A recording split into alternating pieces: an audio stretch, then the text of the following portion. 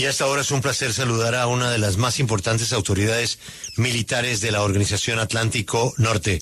Me refiero al señor almirante Giuseppe Cavo Dragone. Este altísimo oficial preside el Comité Militar de la OTAN.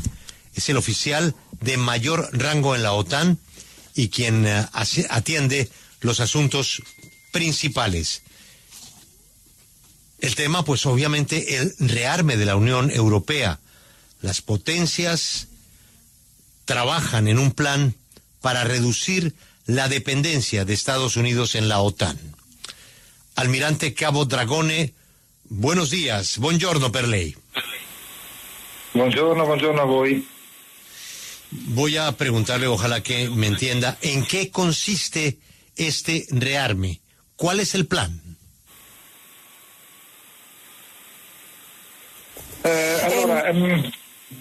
Sì, mi dica. Avanti, non so se lei, buon pomeriggio, ammiraglio Cavo Dragone, non so se lei ha capito la domanda, sarebbe in cosa consiste questo riarmo che si propone all'interno della UE? Avevo capito, sono contento. Dunque, ma il riarmo, diciamo, è una parola forse un pochettino fuorviante. Si tratta della presa di responsabilità da parte dei paesi dell'alleanza che appartengono alla sfera europea, la presa di coscienza di una necessità di ridistribuzione, di miglior equidistribuzione delle responsabilità e delle funzioni che si hanno all'interno della NATO, perché effettivamente non possiamo non ammettere che fino ad ora gli equilibri non siano stati ottimali. Quindi credo che questo quello che viene definito il riarmo sia più da intendere come un più ampio concetto di ampliamento delle attività connesse alla difesa dello spazio, dell'area di responsabilità della NATO da parte delle nazioni che appartengono all'alleanza e che fanno capo, che sono qui in Europa. Quindi questo è un programma che sicuramente vedrà auspicabilmente una anche presa di coscienza da parte delle industrie europee che dovranno rispondere a questa chiamata, e quindi questo è un aspetto decisamente positivo. Dovremo in una certa maniera, come si fa nell'ambito dell'esercito, diciamo delle forze armate che fanno capo poi alla NATO, rinunciare a un po' della sovranità, che sia sovranità industriale in questo senso, per spingerci maggiormente verso programmi condivisi, verso sistemi d'arma più diffusi, verso una standardizzazione e una interoperabilità molto più spinta, e questo però comporta anche un aumento ovviamente della spesa che abbiamo visto non essere onestamente sufficiente a fronte delle minacce che si presentano per l'alleanza. Nos cuenta el almirante Cavo Dragone que este rearme sería en realidad una toma de responsabilidad de conciencia de los países de la alianza que pertenecen, de los países europeos que pertenecen a la alianza de la OTAN, una necesidad de distribución de las responsabilidades dentro de la OTAN, dice el almirante, porque no podemos no admitir que hasta ahora pues este equilibrio de responsabilidades no ha sido el mejor posible. Este rearme se entiende más bien en un concepto amplio de ampliar precisamente las actividades conectadas a la defensa del espacio de la OTAN. Es un programa que además supondrá una toma de conciencia de parte de la industria europea, que responderá a esto mismo de lo que hablamos, y esto es positivo. Por un lado, supondrá además renunciar de alguna manera un poco a la soberanidad industrial para, poner en marcha programas compartidos y sistemas de armas más difundidos por toda la Unión, y esto, pues lógicamente supone un aumento del gasto que hasta ahora no ha sido suficiente de cara a la amenaza que enfrentamos. Pregúntele, por favor, al almirante, ¿hasta dónde esto implicará a un futuro, tal vez a mediano plazo, la desaparición de los ejércitos propios de cada país para configurar una única fuerza armada europea? Ammiraglio, allora, fino a che punto questo riarmo suppondrà la sparizione di ogni esercito nazionale per dar passo a un esercito europeo, un esercito delle forze armate congiunte. Ma io credo che si sia diffusa un'idea un po' sbagliata di questo concetto. Io non parlerei di esercito europeo perché è inapplicabile, parlerei di difesa europea, quindi le nazioni non rinunciano a nulla.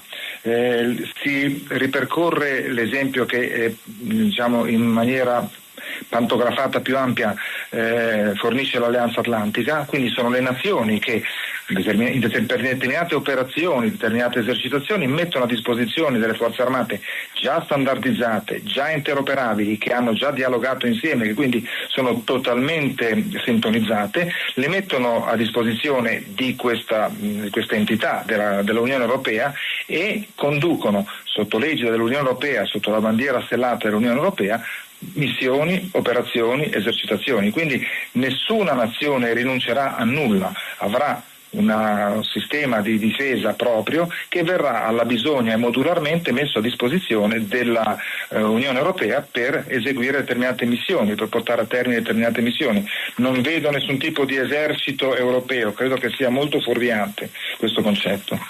Sí, nos cuenta el almirante que quizás se ha difundido una idea equivocada de este concepto de rearme. Él no hablaría de ejército europeo porque no es aplicable en este caso, sino de defensa europea, en la que las naciones no renuncian a nada. Y un ejemplo, por ejemplo, es la OTAN. Son las naciones las que a la OTAN ponen a su disposición sus fuerzas armadas de una manera estandarizada, fuerzas armadas que ya están operando. Pues sería lo mismo poner estas fuerzas armadas a disposición de la Unión Europea bajo la bandera europea y llevar de forma conjunta a cabo misiones, ejercicios y operaciones. De esta forma, ninguna nación renunciará a nada. Es un sistema de defensa propio para llevar a cabo determinadas misiones, nada más. Sí, pero la Comisión Europea ha advertido que los países deben estar preparados para un incidente a gran escala, incluido una agresión armada a uno o más estados de aquí al 2030. Así que a mí me gustaría preguntarle al almirante si él cree que realmente los países pueden estar preparados para esto.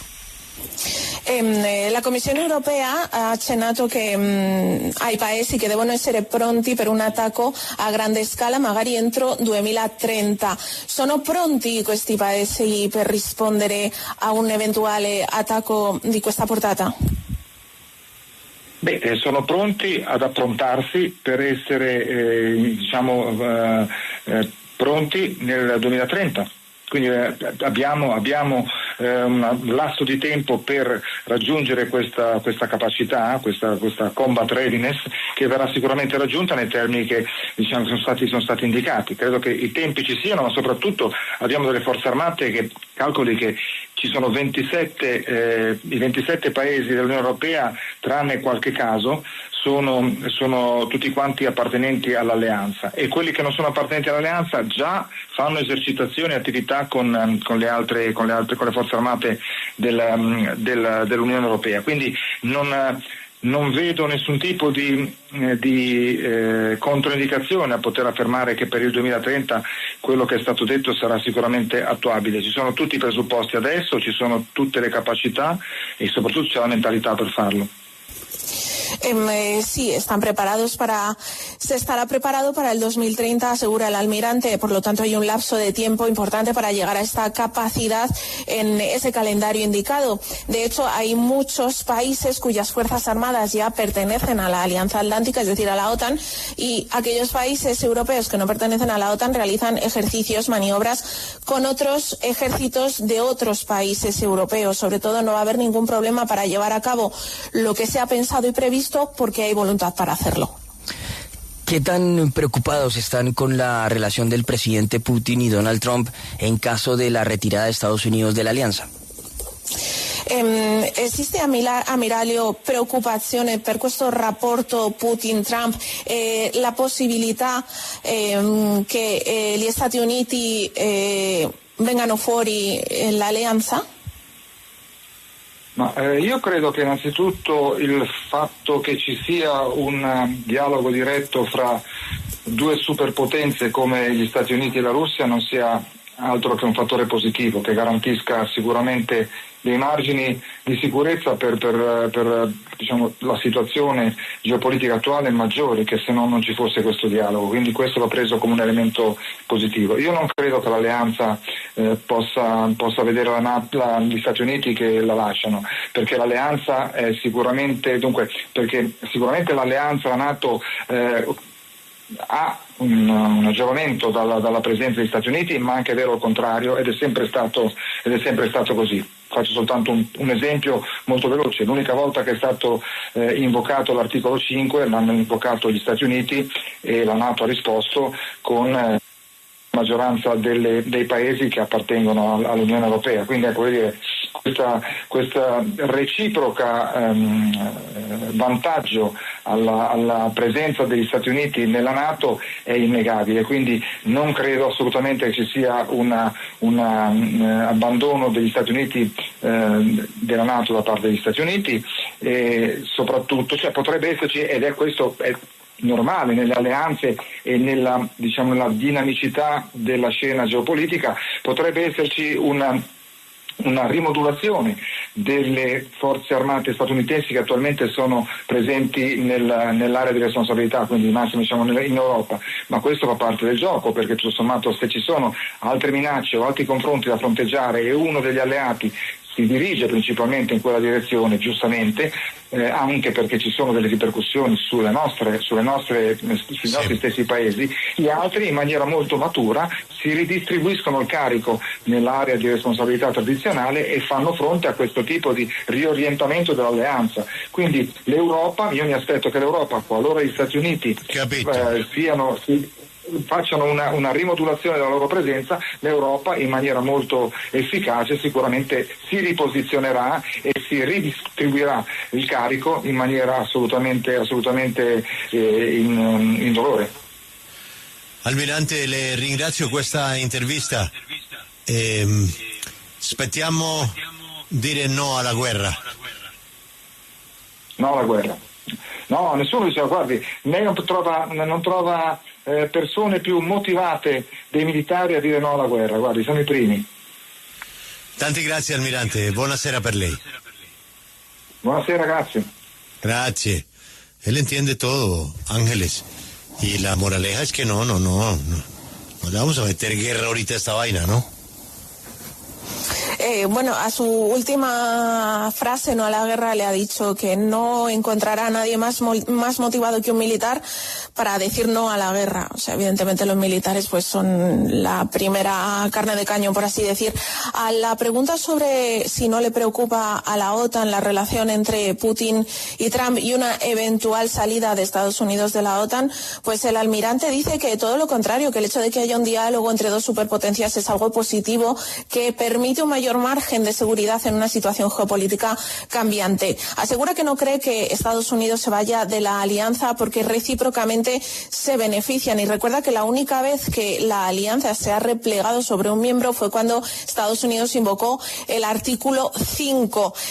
Por eso dice que es una ventaja innegable para Estados Unidos, para la Unión Europea y para la OTAN que estén todos pues implicados, que estén todos en el mismo barco. Por eso no piensa que Estados Unidos deje la OTAN. Cosa distinta es que remodule o redistribuya sus fuerzas armadas en las zonas en las que le ha indicado la OTAN, pero dice que esto forma parte del juego porque pues si uno de los aliados retira fuerzas, ahí están los demás para recolocarlas. Incluso la Unión Europea podría suplir los huecos en el caso pues de que Trump decrete que alguno de sus ejércitos tiene que moverse de la frontera, por ejemplo, con Rusia o de allí donde le indica la OTAN.